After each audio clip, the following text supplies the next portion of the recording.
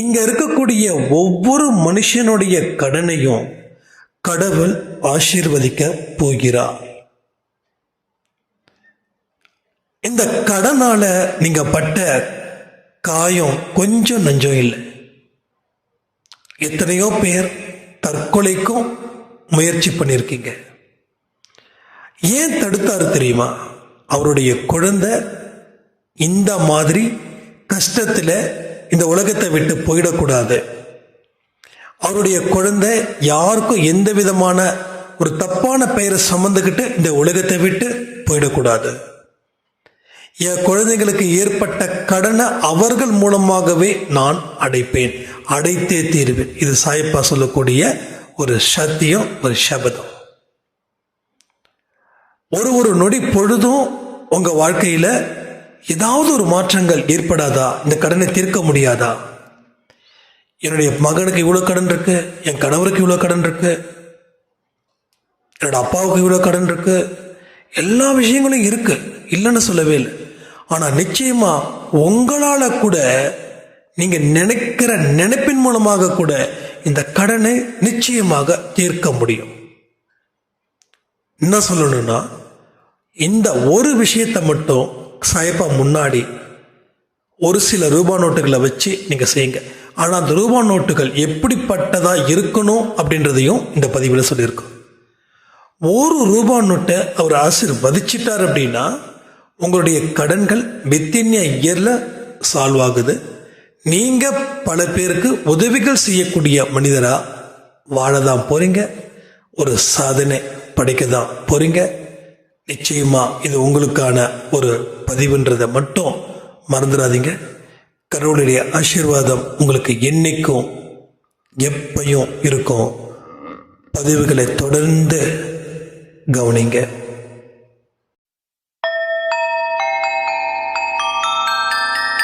ஓம் சாயிரா சாயிரா, ஓம் சாயிரா சாயிரா, ஓம் சாயிரா சாயிரா, அன்பே சாயிரா, பேரன்பே சாயிரா, அகிலம் தளிக்க ஆத்மா விழிக்க அனுதினம் சாயிரா, எங்கள் அன்பே சாயிரா.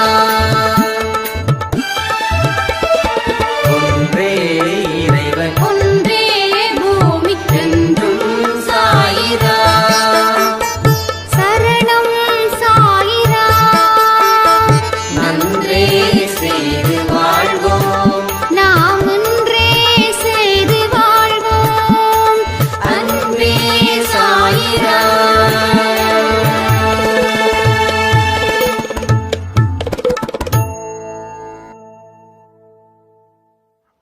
சாயிராம்.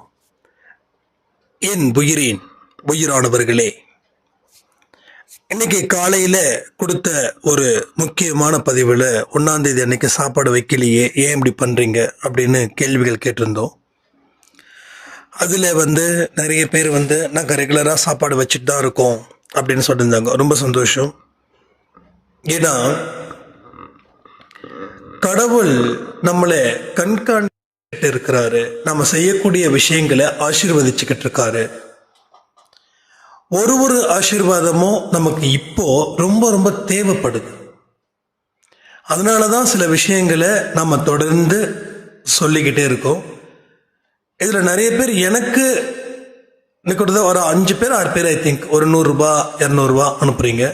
நான் ஒரே விஷயம் சொல்றேன், உங்களால முடிஞ்ச அளவுக்கு நீங்க செய்யுங்க.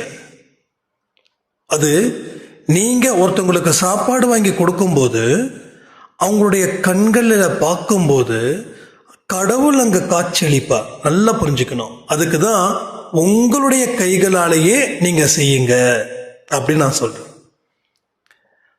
இதுதான் நமக்கு முக்கியமான ஒரு விஷயம். நம்மளை விட கஷ்டப்படுறவங்க கோடி பேர் இருக்கிறாங்க. நமக்கு கடவுள் சிறப்பான ஒரு வாழ்க்கைய கொடுத்திருக்காரு. அதுக்கு நாம கடவுளுக்கு நன்றி சொல்லணுன்றதுக்காக தான் உங்க கையாலேயே அந்த உதவிகளை உங்களுக்கு நான் செய்ய சொல்றேன். அதையும் மீறி என்னால் செய்ய முடியல அப்படின்னா நீங்கள் பண்ணுங்க, நோ இஷ்யூஸ். ஏன்னா நமக்கு இங்கே சான்சஸ் நிறைய இருக்கு ஹெல்ப் பண்ணுறதுக்கு. கடவுள் பெரிய வாய்ப்பை நமக்கு கொடுத்துருக்காங்க. அதனால கூடுமானவரை நீங்கள் உங்கள் கையால் தான் அந்த உதவிகளை செய்யணும்னு நான் உங்களை ரெக்வஸ்ட் பண்ணி கேட்குறேன். ஓகேங்களா? அதை புரிஞ்சுக்கோங்க. ஸோ இன்னைக்கு முக்கியமான சப்ஜெக்டை பற்றி நம்ம பேச போகிறோம். அதில் இந்த கடன் தொல்லை ரொம்ப ஜாஸ்தி இருக்கு, கொஞ்சம் சரி பண்ணணும், இதை இப்படியே விட்டுட்டா ரொம்ப பிரச்சனையாயிடும். என்னுடைய கணவர் எங்கேயோ தப்பு பண்றாருன்னு நான் நினைக்கிறேன், இஷ்டத்துக்கு கடனை வாங்கி வச்சிருக்காரு, என்னைக்கு பூதாகரமா இது வெடிக்கும் அப்படின்னு எனக்கு தெரியல, நான் ரொம்ப பயந்து போயிருக்கேன் அப்படின்னு சில சாய்ராம் கேட்டாங்க. இது கிட்டத்தட்ட ஒரு வாரமா இந்த இஷ்யூஸ் இருக்கு. இப்போ நான் பேசுறதால இந்த கடன் தீர்ந்துடுமா அப்படின்னு சில கேள்விகள் நீங்க எழுப்பலாம். ஒரு மனுஷனுக்கும் இன்ஃபர்மேஷன்ஸ் ரொம்ப இம்பார்ட்டன்ட். ஒரு வாழ்க்கையில இருந்து ஒரு பிரச்சனை இருக்கு, அந்த பிரச்சனையில இருந்து வெளிவருவதற்கு சில மெசேஜஸ் உங்களுக்கு கிடைச்சதுன்னா அந்த ப்ராப்ளத்துல இருந்து நீங்க 100க்கு 100 வெளியில வந்துடலாம்.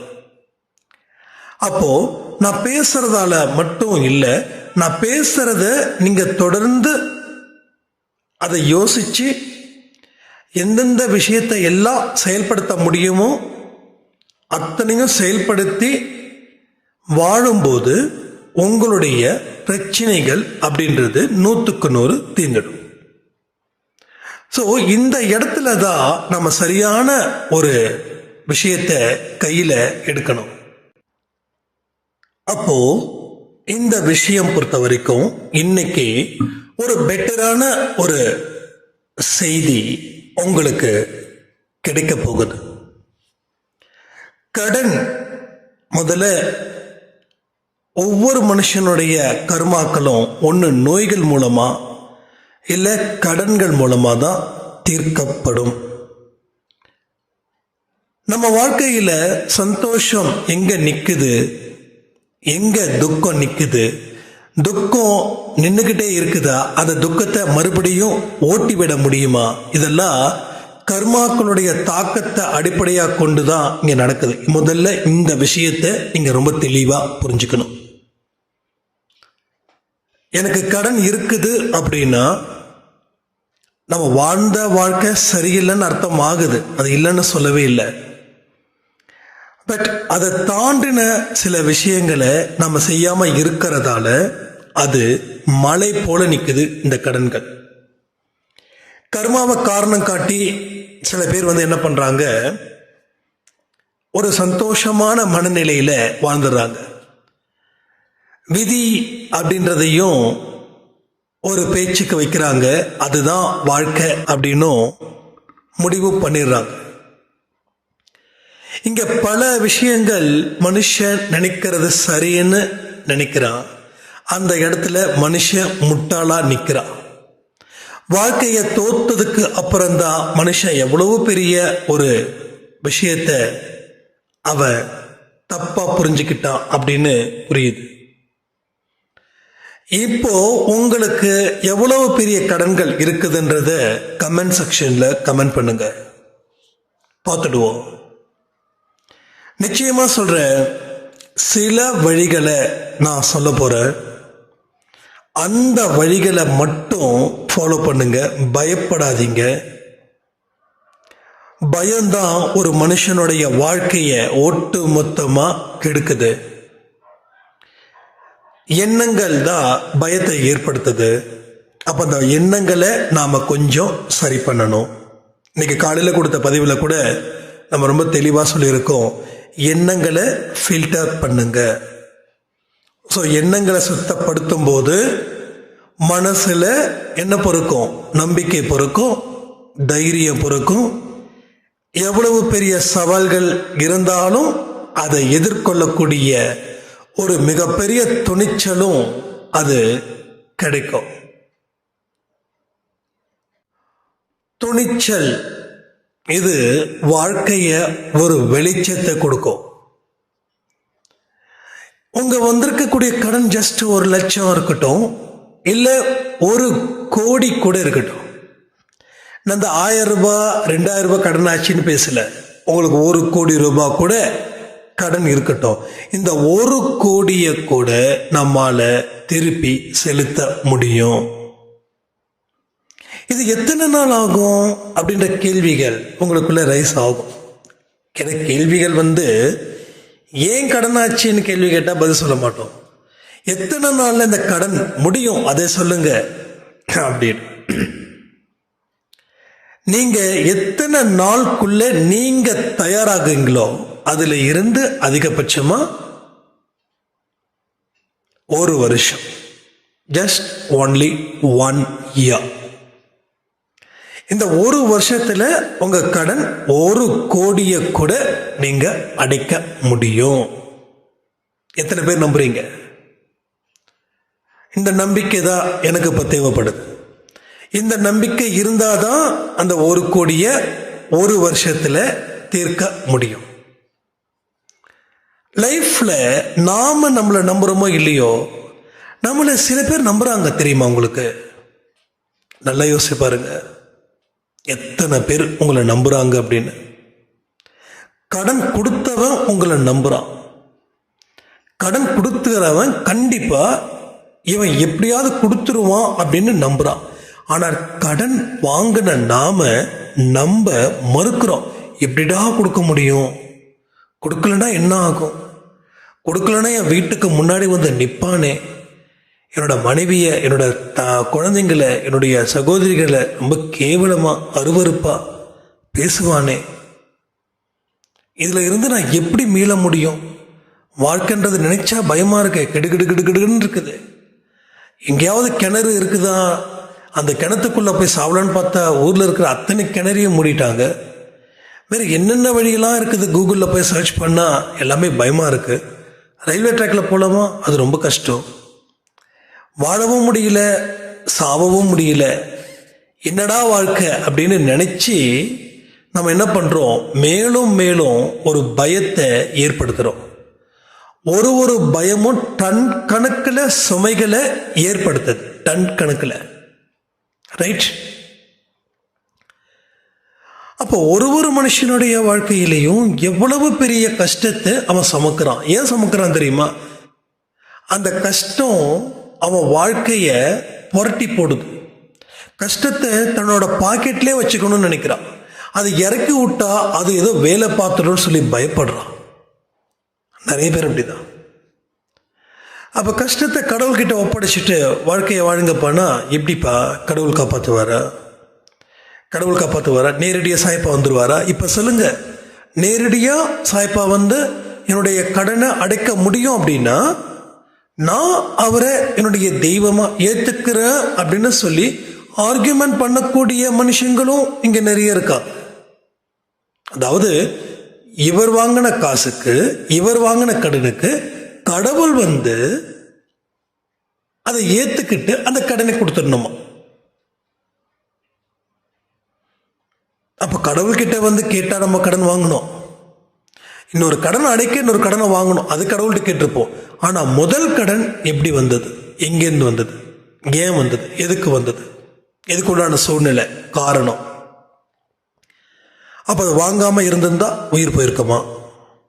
ஸோ கிட்டத்தட்ட 20% ஓகே, ஒரு ஹாஸ்பிட்டல் எக்ஸ்பென்சஸ் அப்படின்னு சொல்லி வாங்கலாம். ஆனா மீதி இருக்கக்கூடிய 80% லைஃப் ஸ்டைல் ஒரு தப்பான வாழ்க்கையா ஃப்ரேம் பண்றோம், ஒரு தப்பான வாழ்க்கையா வாழ்கிறோம். அடுத்தவனுக்காக வாழக்கூடிய வாழ்க்கை, அடுத்தவன் பேசணுன்றதுக்காக கொஞ்சம் எக்ஸ்ட்ரா லக்ஸுரி லைஃப். ஒரு ஃபோன் வாங்கினா கூட புதுசாக தான் வாங்கணும், ஒரு பேண்ட் ஷர்ட் போட்டால் கூட ஒரு பிராண்டட் தான் போடணும். ஆக மொத்தம் செகண்ட் ஆப்ஷன் இருந்தாலும் நோ ஃபர்ஸ்ட் ஆப்ஷன் போ, அப்பதான் என்ன மதிப்பாங்க. இந்த மாதிரியான ஒரு மனசு ஒரு மனுஷனுக்கு வரும்போது மனுஷனுக்கு பைத்தியம் பிடிக்குது. அந்த பைத்தியத்தை தீர்க்க வைத்தியம் பண்றான். அந்த வைத்தியத்துக்கு மருந்தே கிடையாது. கடைசி வரைக்கும் இவன் வாழ்க்கையில பல கஷ்டத்தை அனுபவிச்சு போய்கிட்டே இருக்கான்.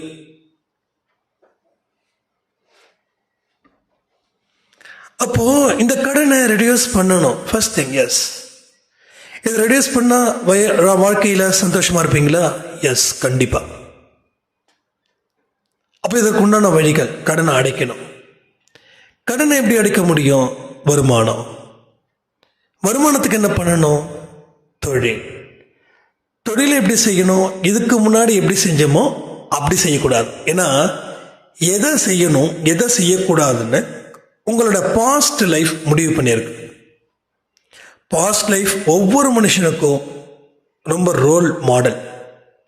அவங்க experience is a really hero. நம்ம எக்ஸ்பீரியன்ஸ், பேட் எக்ஸ்பீரியன்ஸ் வில்லனா நினைக்கிறோம், பாஸ்ட் லைஃப்பை கசப்பா நினைக்கிறோம். இல்லை, கசப்பு தான் தேவை. ஸோ பாஸ்ட் லைஃப்பில் நான் என்ன கொடுத்துருக்கேன், என்ன செஞ்சுருக்கேன், அதை ப்ரெசண்ட்டில் நான் என்ன பண்ணணும், அதை பேஸ் பண்ணி என்னோட ஃபியூச்சரை எப்படி டிசைட் பண்ணணும். என்னோட ஃபியூச்சர் பக்காவாக இருக்கணும். எல்லா மனுஷனுக்கும் எதிர்காலம் சிறப்பாக இருக்கணும் அப்படின்ற கனவு இங்கே நிறைய இருக்கு. ஸோ எக்கச்சக்கமாக இருக்கு. எக்ஸ்பீரியன்ஸ்ட். நேற்று என்ன நடந்த ஒரு எக்ஸ்பீரியன்ஸ், எஸ், இன்னைக்கு எனக்கு அது உரம். மண்ணுக்கு உரம் எப்படியோ என் லைஃபுக்கு பாஸ்ட் லைஃப்ல கிடைக்கக்கூடிய ஒரு எக்ஸ்பீரியன்ஸ் இஸ் அ பெஸ்ட் உரம். அது இல்லாம I can't breathe, I can't lead my life, I can't solve any issues. Experience இருந்தால் மட்டும் you can solve it, you can proof it. But experience இல்லை அப்படின்னா ஃபெயிலியர். ஓகே, இப்போ எக்ஸ்பீரியன்ஸ் இல்லாமல் நம்ம நிறைய பிரச்சனைகளை ஃபேஸ் பண்ணோம். அதில் முக்கியமான ஒரு விஷயம் வந்து கடன். இப்போ உனக்கு எக்ஸ்பீரியன்ஸ் கிடைச்சிடுச்சு. நீ வாழ்ந்த வாழ்க்கைக்கு உன்னுடைய எண்ணம், உன்னுடைய புத்தி, உன் மனசு, உன்னுடைய செயல், உன்னுடைய சோம்பேறித்தனம் எல்லாமே காரணமாக இருக்கு. இனி அது வரக்கூடாது. கடவுள்கிட்ட போய் ஃபர்ஸ்ட் முறையிடுங்க. கடந்த காலத்தில் இருக்கக்கூடிய எக்ஸ்பீரியன்ஸை நான் மறக்கக்கூடாது. கடந்த காலத்தில் இருக்கக்கூடிய விஷயத்தை நான் படிக்கணும், அதை பாதுகாக்கணும். இப்போ சிறப்பான ஒரு வாழ்க்கையை நான் வாழணும், பயமில்லாத வாழ்க்கையை நான் வாழணும். எனக்கு நீ அருள் புரிவாய், எனக்கு நீ அருள் புரிவாய். இப்போ நான் இங்கே பேசிட்டு இருக்கேனே, ஒருவேளை சாப்பாட்டுக்காக சாய்பாவோட கோயிலில் போய் நின்னவன். மதியானம் கொடுக்குற சாப்பாடும் சரி, நைட்டு கொடுக்கக்கூடிய சாப்பாடும் சரி, இப்படி சாப்பிட்டவன். அவ்வளவு ப்ரெஷர். கடன் அதிகமாக இருக்குதுன்னு சொல்லி பூச்சி மருந்து எங்கேயாவது கிடைக்குதான்னு பார்த்து அதை சாப்பிட்டு உயிரை விடலாம் அப்படின்னு நினைச்சவன். அப்படிப்பட்டவனை தான் இன்னைக்கு உங்க முன்னாடி கூப்பிட்டு வந்து உட்கார வச்சு, கடவுள் பல பேருக்கு சில விஷயத்தை நீ சொல்லுடா, பல பேருக்கு அது பயனா இருக்கட்டும். சாய் அப்படின்னு ஒருத்தர் உள்ள வராருன்னா அவர் வாழ வைப்பதற்காகத்தான் வராருன்னு புரியவை அப்படின்னு சொல்லி அவர் எனக்கு உயிர் பிச்சை கொடுத்தார். நான் நேற்று கூட சொல்லியிருக்கேன், 2வது வாழ்க்கை ஒரே ஜென்மத்தில் 2 பிறவி. ஒரே ஜென்மத்தில் 2 பிறவி. மொத்த வாழ்க்கை பயங்கர ஆட்டம் பாட்டம் கொண்டாட்டம், ஃபைனலி திண்டாட்டம். 2வது வாழ்க்கை திண்டாட்டத்தில் இருந்து ஆரம்பமாகுது, ஸ்லோ பிக்கப். ஆனால் வேகம் ஜாஸ்தியாச்சு. ஸோ ஆரம்பம் தான் ஸ்லோவாக இருந்தது, ஆனால் வேகம் அதிகரிக்குது. அப்போ கடவுள் வந்து ஆசீர்வதிக்கிறார். திருந்திய உள்ளங்களுக்கு, திருந்தாத உள்ளங்களுக்கு பிளஸ் பண்ணல, திருந்திய உள்ளங்களுக்கு மட்டும்தான் அவர் பிளஸ் பண்றார். அப்ப எவ்வளவு பெரிய விஷயங்கள் இங்க வாழ்க்கையில நடந்திருக்குதுன்றத நீங்க கொஞ்சம் கவனிச்சு பாருங்க. அவ்வளவு அற்புதமான சம்பவங்களும் உங்க வாழ்க்கையில இங்க நிறைய நடக்க போகுது. திருந்திய உள்ளங்களுக்கு மட்டுமே இது வாழ்க்கையில ஒரு உயர்வை தரக்கூடிய ஒரு விஷயமா அமைய போகுது. அப்போ உங்க கடன்கள் இருக்குதுன்னு சொல்லி ஒரு பேப்பர்ல எழுதுங்க. ஒரு 10 ரூபாயில இருந்து 1,00,000 இல்லை 1,00,00,000 இருக்கட்டும், எல்லாத்தையும் கம்ப்ளீட்டா எழுதுங்க. இப்போ உங்ககிட்ட இருக்கக்கூடிய ஷோர்ஸ் என்ன இருக்குதுன்னு பாருங்க. உங்ககிட்ட சொத்து இருக்கா, பேங்க்ல பேலன்ஸ் இருக்கா? சொத்து இருந்தாலும் பிரச்சனை இல்லை, சொத்து இல்லைன்னா இன்னும் பிரச்சனையே கிடையாது. பேங்க்ல பேலன்ஸ் கவலைப்படாதீங்க, ஏன்னா 5 பைசா என் பாக்கெட்ல கிடையாது. ஒரே ஒரு விஷயம்தான், கடவுள் மேல நான் நம்பிக்கை வச்ச கடவுள் தான் என்னுடைய total investment, total bank balance. ஏன்னா அவரு தானே எல்லாத்துக்கும் காரணமா இருக்காருங்க. அப்போ அவரு தானே எல்லாமே செய்ய முடியும். அப்போ பேப்பர்ஸ்ல கம்ப்ளீட்டா எழுதுங்க. 10 ரூபாயில இருந்து ஒருத்தவங்க காசு கூட நமக்கு வேண்டாம். ஸோ என்ன சொல்றேன்னா, ஒருத்தவங்களை கூட நம்ம ஏமாற்ற வேண்டாம். வட்டி அதிகம் வாங்குறாங்க, கவலை வேண்டாம். வட்டி குறைவா வாங்குறாங்க, கவலை வேண்டாம். யாருமே உங்களை அழைக்கல, வற்புறுத்தி கொடுக்கல. இந்தா பிடிச்சிக்கோ, நீ என்கிட்ட கடன் 1,00,000 ரூபாய் வாங்கியிருக்க, உனக்கு 10% வட்டி, மாசம் 10,000 கொடுக்கணும். இந்த கடனை நீ வாங்கலைன்னா நான் உன்னை ஒரு வழி ஆக்கிடுவேன்னு சொல்லி மிரட்டல. அவங்க சொன்ன 10%க்கு நம்ம தெய்வம் மாதிரி பார்த்தோம் காசு வாங்கும்போது. ஆனா கொடுக்கும்போது அவனை விரோதி மாதிரி பார்க்குறோம். 10% வாங்குறானே, இவெல்லாம் மனசாட்சி இருக்கா இவனுக்கு அப்படின்னு அவனோட டேர்ம்ஸை சொன்னா நீங்க ஒத்துக்கிட்டீங்க. அப்ப தெய்வமா தெரிஞ்சுது. ஆனா திருப்பி கேட்கும்போது அவன் சாத்தானா தெரியுறான். இதுதான் பிரச்சனை. இந்த எண்ணம் இருக்கிற வரைக்கும் உங்க கடனை நிச்சயமா அடைக்கவே முடியாது. முதல் பாயிண்ட் தான் இந்த ஃபர்ஸ்ட் பாயிண்ட். இந்த ஃபர்ஸ்ட் பாயிண்ட்டை மட்டும் பெஸ்ட் பாயிண்டா வச்சுக்கோங்க. யாரு என்ன காசு கொடுத்தாலும் சரி, அதை திருப்பி ஒப்படைக்க வேண்டிய பொறுப்பு என்னிடம் உள்ளது. நான் சொல்றதெல்லாம் ஒரு பேப்பர் எழுதிக்கோங்க. அதுக்கப்புறமா கமெண்ட் செக்ஷன்ல கமெண்ட் பண்ணுங்க. 2வது பாயிண்ட், எது முதல்ல கடனை அடைக்கலாம், அடைப்பதற்கு உண்டான வழிகள், திருப்பி ஒரு புது கடனை வாங்கக்கூடாதுன்ற தீர்மானம். 3வது, அதாவது 2வது பாயிண்ட் வரக்கூடிய 3வது, உழைப்பின் மூலமாகவே உயர்வை பெற முடியும். இந்த உழைப்பினால மட்டும்தான் கடவுள் என்னை ஆசீர்வதிக்க முடியும். அவர் ஆசீர்வதிச்சாதான் எனக்கு வருமானம் பெருகும், வருமானம் பெருகுனாதான் என் கடனை அடைக்க முடியும். இது 2வது பாயிண்ட்ல இருக்கக்கூடிய பாயிண்ட்ஸ். ரைட்? என்ன உங்களுக்கு கன்ஃபியூஷன் இல்லையே? கன்ஃபியூஷன் இருந்துச்சுன்னா சொல்லுங்க, கிளியர் பண்ணிடலாம். ஸோ 3rd பாயிண்ட், கடவுள் மீது, கடவுள் முன் அமர்ந்து கடவுள் மீது நம்பிக்கை வைக்கணும். இப்போ உங்களுடைய தொழிலையும் உங்க வருமானத்தையும் உங்க குடும்பத்தையும் அவர் ஆசீர்வதிக்கிறார். அவர் என்ன பண்றாரு? ஆசீர்வதிக்கிறார். இங்க இருக்கக்கூடிய கடன்களை ஒத்த ரூபாய் கூட பாக்கி இல்லாம கட்டுவதற்கு மிகப்பெரிய வாய்ப்புகளை அவர் கொடுக்கிறாரு. அது கொடுத்ததுக்காக நன்றி நன்றி நன்றி. ரொம்ப பிடிச்ச ஒரு நல்ல வார்த்தை என்ன தெரியுமா? கடவுளுக்கு நன்றிகளை செலுத்திக்கிட்டே இருக்கணும். காணிக்கை செலுத்துறதை தாண்டி நன்றியை செலுத்துங்க. கோயில் உண்டியல்ல காணிக்க போறதுக்கு பதிலா அடுத்தவங்க பசிய நிரப்புங்க. கடவுள் கேட்கிற ஒரே ஒரு விஷயம் அது ஒண்ணுதான். என்ன படைச்ச, நான் எத்தனையோ பேரை படைச்சிருக்கேன், எத்தனையோ பேர் சாப்பாட்டுக்கு வழி இல்லாம இருக்காங்க, அவங்களுக்கு உணவை கொடு. அதான். பட் கடவுளுக்கு என்ன கொடுக்கணும்? நன்றியை காணிக்கையாக்கு, டெடிகேஷன். இதுதான் நம்ம செய்யணும். அப்போ 3வது பாயிண்ட்ல கடவுள் மேல நம்பிக்கை வைக்கிறீங்க, கடவுள் உங்களை ஆசீர்வதிக்கிறதா நினைக்கிறீங்க.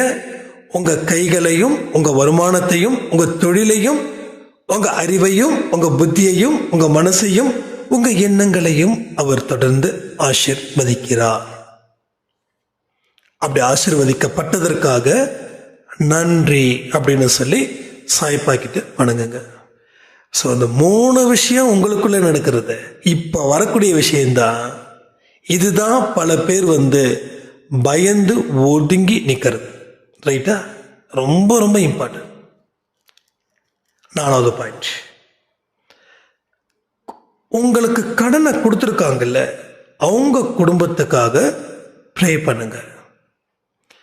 என்னுடைய கடனை அவங்க கிட்ட நான் திருப்பி கொடுத்துருவேன் சாயப்பா, அவங்க நல்லா இருக்கணும் அப்படின்னு சொல்லி ப்ரே பண்ணணும். அடுத்தது, அவங்க கிட்ட நீங்க நேரடியா போய் பேசணும். இந்த இடத்துல தான் நம்ம மனுஷங்க 100ல் ஓடுறாங்க. என்னது, நேரடியா பேசணுமா? அவங்க எங்க வீட்டுக்கு முன்னாடி வந்து பேசின வார்த்தை இருக்கே, அதை கேட்டா நீங்க அழுதுருவீங்கன்னு சொன்னவங்களும் எனக்கு உண்டு. ஏன் நம்ம பல விஷயத்தை மாற்றி யோசிக்கிறது இல்லை அப்படின்னா, நாம சில விஷயத்தை பழகிட்டோம். இதுதான் நம்ம வாழ்க்கை, இவங்க இப்படிதான் அப்படின்னு சொல்லி பழகிட்டோம். நீங்க பழகினதால அது நல்லதாயிடாது. பழகாத பல விஷயங்களும் நல்ல விஷயங்கள் இருக்குது. உங்க வீட்டுக்கு முன்னாடி வந்து கத்துறதுக்கு காரணம், உங்க மானத்தை வாங்கணும், அப்படியாவது இந்த காசு வந்துடும்னு பயந்து கத்திக்கிட்டு இருக்கார். இப்போ அவங்க வீட்டுக்கு நீங்க போங்க. எப்படி போகணும் தெரியுமா? அட்லீஸ்ட் ஒரு 5,000 ரெடி பண்ணுங்க, இல்ல ஒரு 10,000 ரெடி பண்ணுங்க, இல்ல ஒரு 1000 ரூபாயாவது ரெடி பண்ணுங்க. உங்களால அப்போ அவங்களுடைய வீட்டுக்கு போயிட்டு நீங்க உங்களுடைய எல்லா விஷயத்தையும் சொல்லுங்க. ஒன்னே ஒன்று மட்டும் சொல்லுங்க, கண்டிப்பா உங்க கடனை கட்ட வேண்டிய பொறுப்பு என்னோடது. இது நாள் வரைக்கும் நான் உங்களுக்கு லேட் பண்ண, நிறைய பொய்கள் சொன்ன, என்னை மன்னிச்சிடுங்க. இனி வரக்கூடிய நாட்கள்ல நான் சரியா செய்வேன். இது 1000 ரூபாய், இந்த கணக்கை வச்சுக்கோங்க. முதல்ல உங்களுடைய அசலை நான் கட்டி முடிச்சிடுறேன். அடுத்தது உங்களோட வட்டியையும் தவணை முறையில் கட்டுறேன். என்னால் இவ்வளோதான் பண்ண முடியும். இதுக்கு மேலே என்னால் எதையுமே செய்ய முடியாது. எனக்கு நீங்கள் கொஞ்சம் உதவி செஞ்சாதான் நான் என்னுடைய தொழிலையோ என்னுடைய வேலையிலையோ கவனத்தை செலுத்த முடியும். கண்டிப்பாக நான் செலுத்திடுறேன். நீங்கள் ஃபார் எக்ஸாம்பிள் 1,00,000 ரூபாய் வாங்கியிருக்கீங்கன்னு வச்சுக்கோங்க, மாதம் 5,000 ரூபாய் கட்டுங்க. நீங்கள் உடனே சொல்லுவீங்க, உடனே உங்கள் ஈர கொலையெல்லாம் நடுங்கும். இன்னும் மாதம் 5,000 எங்க 1,00,000 வந்து அடுத்த மாதம் கட்ட கூட ஒத்துக்க மாட்டாங்கன்னு.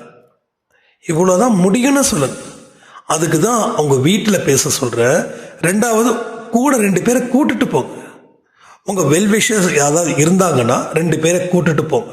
நீங்கள் தனியாக போக வேண்டாம். உங்கள் அண்ணனோ உங்கள் தம்பியோ இல்லை ஒரு பொதுவான மனுஷனோ இல்லை அவருக்கும் உங்களுக்கும் தெரிஞ்ச ஒரு ஆளோ கூட்டுட்டு போங்க. முதல்ல அவர்கிட்ட பேசுங்க. கூட்டுட்டு போகிறவர்கிட்ட பேசுங்க. இப்படிலாம் இருக்குப்பா, நான் பண்ணணும், நான் வந்து என்னோட தொழில் வந்து முடங்கிடுச்சு, வெளியில் போக முடியல, அதனால் வந்து கொஞ்சம் டைமிங் வந்து எனக்கு ஆகும், அதனால் வந்து நீ எனக்காக வந்து நீ இவ்வளோ தூரம் ஹெல்ப் பண்ணுற, எனக்காக இந்த ஒரு விஷயத்த செய்ய, நீ எங்கேயும் ஜாமீன் போட வேண்டாம், எதுவும் இது பண்ண வேண்டாம், என் கூட வந்து நில்லு, அது போதும் அப்படின்ற மாதிரி போய் பேசுங்க. இதனால் எந்த பிரச்சனையும் வராது. அவர் எவ்வளோ தூரம் கேவலமாக பேசினாலும் எந்த இடத்துலையும் வாயை மட்டும் திறக்காதீங்க. எவ்வளோ சிக்கல்கள் வந்தாலும் சரி, நீங்கள் எமோஷனலாக மட்டும் ஆகிடாதீங்க. எல்லா வார்த்தைகளும் அங்கே இருந்து ஒரு வார்த்தைகள் உங்களை திட்டுறாருன்னா அது உங்களுக்கு லாபத்தை கொடுக்குது. இப்போ இல்லை, ஃபியூச்சரில் கொடுக்கும். நமக்கு இப்போ தன்மானம் அதெல்லாம் தூக்கி போட்டுருங்க. ஏன்னா நாம் கை நீட்டி இருக்கோம், அவங்க பேசுகிறாங்க, அவ்வளோதான். அதாவது ரோட்டில் உங்க சம்பந்தப்படாதவங்க பேசல, நீங்க சம்பந்தப்பட்டு இருக்கீங்க. உங்க மூலமா அவங்க பாதிச்சிருக்காங்க. உங்களை மாதிரி 10 பேர் செஞ்சாங்க அப்படின்னா அவங்களுக்கும் அதே நிலைமை தான் வரும். ஸோ எல்லாருக்குமே குடும்பம், குழந்தை, மனைவி இருக்காங்க, சொந்த பந்தங்கள் இருக்காங்க. அவங்களுடைய தொழில் அது. அதுக்காக நான் வட்டிக்கு விடுறத வந்து நான் ஆதரிக்கல. கடன் வாங்குறது தப்பு, கடன் கொடுக்கறது தப்பு. அப்போ சில பேர் கேட்பான், இப்போ பேங்க் ஹவுசிங் லோன்லாம் என்ன பண்ணலாம்? அது வேற, அதுக்கும் இதுக்கும் சம்மந்தமே கிடையாது. அது கூட உங்களால் கேப்பபிளாக இருக்கா, ஃபினான்ஷியலாக நீங்கள் ஸ்ட்ராங்காக இருக்கீங்களா, ஒவ்வொரு மாதமும் கட்ட முடியுமா, இதெல்லாம் யோசித்து தான் பண்ணணும். எங்கள் சொந்தக்காரங்க வாங்கியிருக்காங்க, அவங்க வாங்கியிருக்காங்க, நான் வாங்குற அந்த வீராப்பு வேண்டாம். குடிசை வீட்டில் இருந்தாலும் நிம்மதியாக தூங்கணும். மாளிகை வீட்டில் இருந்துக்கிட்டு தூக்கம் இல்லாமல் இருக்கிறதுக்கு அது வந்து டோட்டல் வேஸ்ட், ரைட்? ஸோ பாயிண்ட்டை மட்டும் புரிஞ்சுக்கோங்க, அவ்வளோதான். அப்போ இந்த தைரியம் உங்களுக்கு வந்துடுச்சுனாவே நீங்கள் கடனை அடைச்சிடுவீங்க. அப்போ அவங்க என்னென்ன வேணால் பேசுவாங்க. உங்களால் என்ன முடியுமோ அது மட்டும் கமிட்மெண்ட்டாக கொடுக்கணும். ரெண்டாவது, நீங்கள் ஒரு விஷயத்த சொல்கிறதுக்கு முன்னாடி 1000 தடவை யோசிக்கணும்.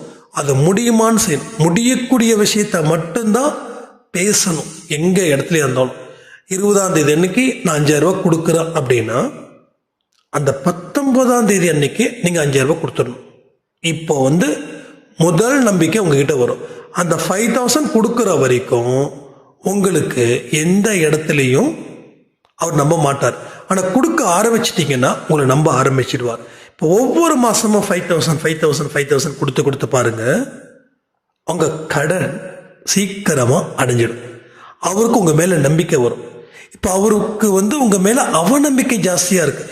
கண்டிப்பாக கொடுக்க மாட்டார், போயிடுவார், போச்சு, முடிஞ்சுது, அவ்வளோதான், கதம் அந்த மாதிரி நம்ம இப்போ நினச்சிப்போம். அப்போது அடுத்தவங்க நம்மளை எந்த வைப்ரேஷனை திங்க் பண்ணுறாங்களோ அதுவும் நமக்கு பாஸ் ஆகும். அப்போ அடுத்தவங்க அப்பா கொடுத்துருவான், ஒன்றும் பிரச்சனை இல்லை அப்படின்னு நினைக்கும் போது ஆட்டோமேட்டிக்கலி கொடுத்துருவான். ஏன்னா கடவுள் ஏற்கனவே உங்ககிட்ட சொல்லியிருக்கார், உன்னோட தொழிலை ஆசீர்வதிக்கிற, உன்னுடைய குடும்பத்தை ஆசீர்வதிக்கிற, நீ அத்தனை பேருக்கிட்டையும் சமாதானமாக போகிற, அத்தனை பேரையும் பகைச்சிக்காமல் இருக்க, யார் மேலேயும் விருப்பம் காட்டலை. ஸோ ஒன்றை நான் ஆசீர்வதிக்கிறேன். இதுதான் கடவுள்கிட்ட நம்ம போய் சேரணுன்றது. அவருடைய நிழல் மட்டும்தான் இங்கே சொர்க்கம். இருட்டிலையும் அவருடைய கண் நம் மீது இருக்கும். புரிஞ்சுக்கோங்க. இருட்டில் கூட, ஒரு இருட்டில் கூட அவர் நம்ம கூட இருக்கிறாங்க அப்படின்ற ஒரு மனநிலை நமக்கு வரும். அது வந்தே தீரும். அது நல்லா புரிஞ்சுக்கோங்க. ஸோ இது எல்லாத்தையும் நம்ம வாழ்க்கையில் பலமாக சிந்திக்கணும். ஒரு பலமான வழிகளை கடவுள் ஏற்படுத்த போகிறார் அப்படின்ற ஒரு விஷயத்தையும் புரிஞ்சுக்கணும். யாருக்கிட்ட கடன் வாங்கினாலும் சரி, அந்த கடனை இந்த நிமிஷத்துல இருந்து அடைக்க முயற்சிகள் செய்யும். ஒரு 100 ரூபாய் கூட இருக்கட்டும் கணக்கில் வச்சுக்கோங்க, ஒரு 500 இருக்கட்டும் கணக்கில் வச்சுக்கோங்க, ஒரு 1000 கணக்கில் வச்சுக்கோங்க, சொல்லுங்க, செய்யுங்க. இது தீர்க்க வேண்டிய காலம். இப்ப நான் எப்படி பேசுறது, நான் எப்படி கொடுக்க சொல்ல, ஒரு 10 ரூபா எஸ் கொடுங்க. உங்ககிட்ட யாராவது கேட்காம கூட கொஞ்சம் அப்படியே மரியாதை கூட வச்சிருப்பாங்க. ஆனா உங்களுக்கு தெரியும், சரி பரவாயில்ல இருக்கட்டும், பொறுமையா கொடுக்கட்டும்னு அவங்க கிட்ட கூட கொடுங்க. ஏன்னா ஒருத்தவங்களுடைய காசு கூட நமக்கு வேண்டாம். ஒருத்தவங்க அதான் சொல்றேன், 1 ரூபாய் கூட வேண்டாம், அந்த 1 ரூபாய் கூட. இதுதான் உங்களுக்கு பெரிய பிரச்சனையா இருக்கும். அடுத்தவங்க உங்களுக்கு கேட்குறாங்க, கேட்கல, நல்ல மனசு, ஓகே, சந்தோஷம், ஹாப்பியா இருக்கட்டும். ஏதோ கொஞ்சம் கஷ்டப்படுறாங்க, வேண்டாம், அவங்க காசு. நாம உழைக்கிறோம், நம்ம மனுஷ கைகள் கால்கள் ஆசீர்வதிக்கப்பட்டது, ரைட்டா? அதனால கொடுத்துருவோம். இந்தாங்க, நீங்க இவ்வளவு நாள் பொறுமையா இருந்ததுக்கு ரொம்ப நன்றி, இந்தாங்க ஒரு 1000 ரூபாய், ஒவ்வொரு மாசமும் இந்த தேதியில நான் கொடுத்துட்றேன், ஓகேவா? ஒரு 10,000 நீங்க வாங்கினா கூட மாசம் 1000 ரூபாய், 10 மாசம் நீங்க ஃப்ரீ. ஸோ கடன் ஒரு இடத்துல இருக்கிறது பெரிய சாபம். 100% சொல்றேன், சாபம். அது அந்த சாபம் என்ன பண்ணுது, வாழ்க்கைய முழுக்க முழுக்க அழிச்சிடுது. அந்த சாபத்தால தான் நமக்கு பல விஷயங்கள் நடக்கல. அப்ப இந்த மாதிரியான மனநிலை உங்களுக்கு இருக்க இருக்க உங்க கடன்கள் குறைய ஆரம்பிச்சுக்கிட்டே இருக்கும். அப்போ இன்னைக்கு இவர்கிட்ட 5000 ரூபாய் கொடுத்தோம், அதுக்கு அடுத்த மாசம் அவரை சர்ப்ரைஸ் பண்றதுக்கு 10,000 கொடுக்கலாம். அதுக்கு அடுத்த மாசம் நீங்க 5000 கொடுக்கலாம். இல்லைங்க கொஞ்சம் எக்ஸ்ட்ரா வந்தது அதனால 10,000 ரூபாய் அப்படின்னும் போது உங்க மேல ஒரு மதிப்பு, உங்க மேல ஒரு மரியாதை பெரிய அளவுல உங்களுக்கு கிடைக்கும்.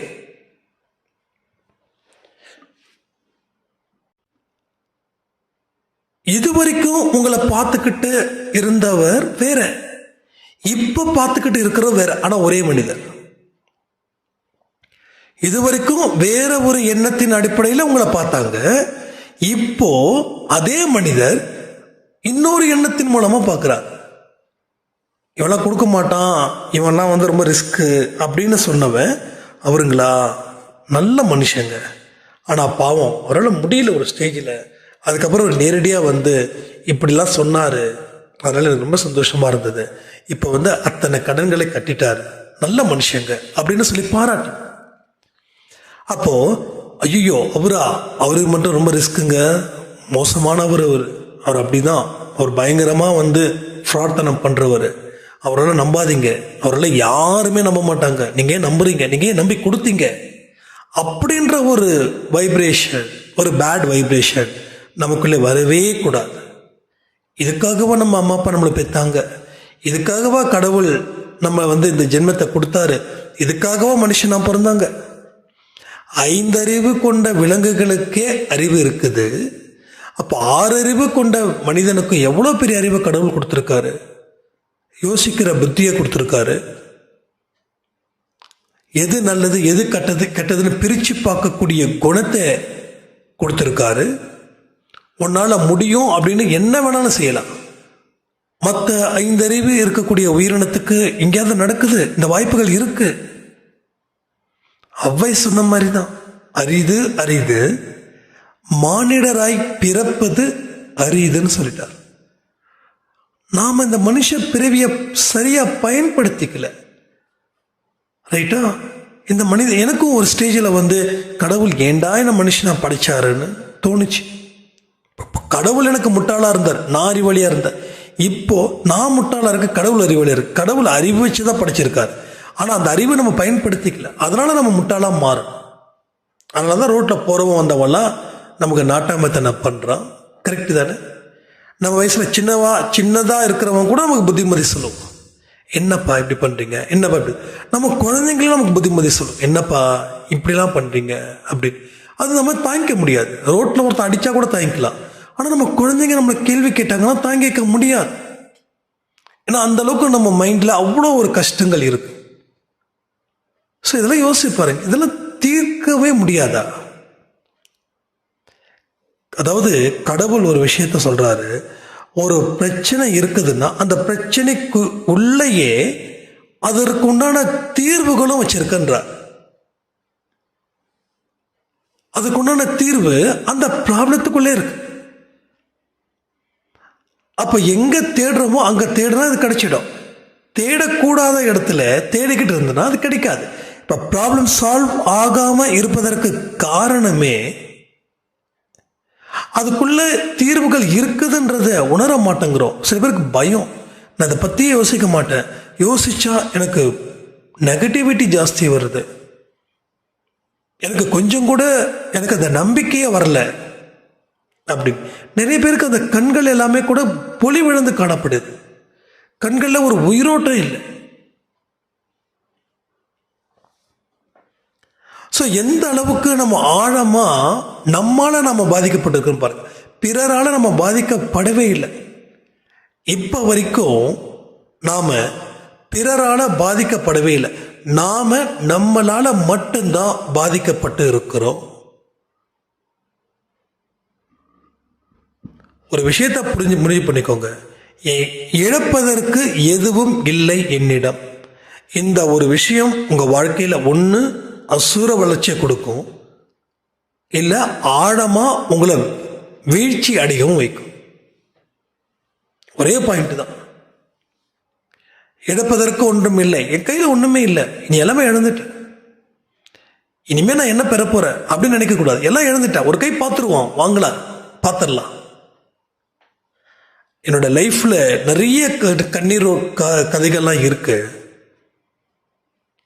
அப்ப கடன்கள் அதிகமா இருக்கும்போது நான் சாயப்பா கிட்ட ஒண்ணு தான் சொன்னேன், என்னை வாழ வச்சு பார்க்கணும், உனக்கு அது சந்தோஷம் இருந்தா என்னை வாழவை, இல்லை இந்த கடனால என் வாழ்க்கையை முடிக்கணும்னா அதுவும் எனக்கு சந்தோஷம். ஏன்னா உன்னுடைய விருப்பத்தின் படியே என் வாழ்க்கை இருக்கட்டும், ஆனா என்னுடைய செயல் என்னோட தொழில் இனி பாதிக்கப்படாம நான் நடத்துவேன். அதற்கு உண்டான அறிவையும் ஆற்றலையும் நான் கண்டுபிடிச்சு அதை உன்கிட்ட எடுத்து நிறுத்துற, அதை நீ ஆசீர்வாதம் பண்ண. அதாவது நாம தான் கடவுள்கிட்ட போய் நிறுத்தணும் சில விஷயங்களை. எதுவுமே இல்லாம ஒரு ஆசீர்வாதம் பண்ண மாட்டார், சான்ஸே கிடையாது.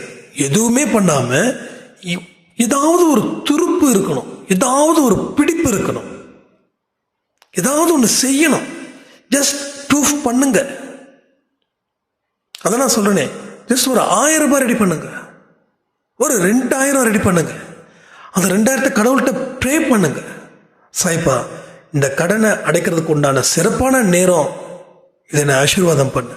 நான் இதை உழைச்சி கொடுத்தது, இன்னொருத்தங்கிட்ட கடன் வாங்கி அந்த கடனை அடைக்கல, இதை நான் உழைச்சது. அப்போ உழைங்க, உழைச்சி ஒரு 100 ரூபாய் எடுங்க. அந்த 100 ரூபாய் ஆசீர்வதிக்கப்படுவார் கடவுள். உழைச்சி வரக்கூடிய காசு தான் இங்கே நிற்குமே தவிர, அடுத்தவங்க கிட்ட இருந்து கடனை வாங்கி அடைக்கிற எந்த காசு நிற்காது. கடன் மேலும் கடனை அதிகரிக்கும். இதெல்லாம் புரிஞ்சுக்கும் போது பல விஷயங்களை உங்க வாழ்க்கையில கடவுள் ஒரு அதிசயத்தையும் அற்புதத்தையும் அவர் நிகழ்த்தி உங்களை திக்குமுக்கு ஆட வைப்பார். இது சத்தியமான உண்மைகள். ஸோ ஒரு பலமான ஒரு ஸ்ட்ராட்டஜி நம்ம இங்கே உருவாக்குறோம். கடவுளோட துணை கொண்டு என்னுடைய முயற்சியையும் என்னுடைய உழைப்பையும் நான் வீணாக்க மாட்டேன். உங்களால் சொல்ல முடியுமா? சொல்ல முடிஞ்சிட்டா நீங்க கெத்து.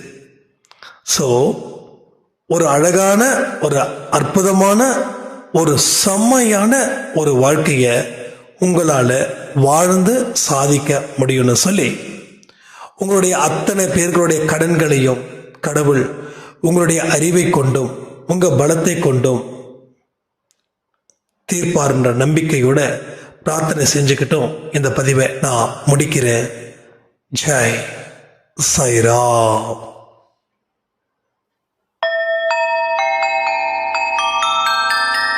ஓம் சாயிரா சாயிரா, ஓம் சாயிரா சாயிரா.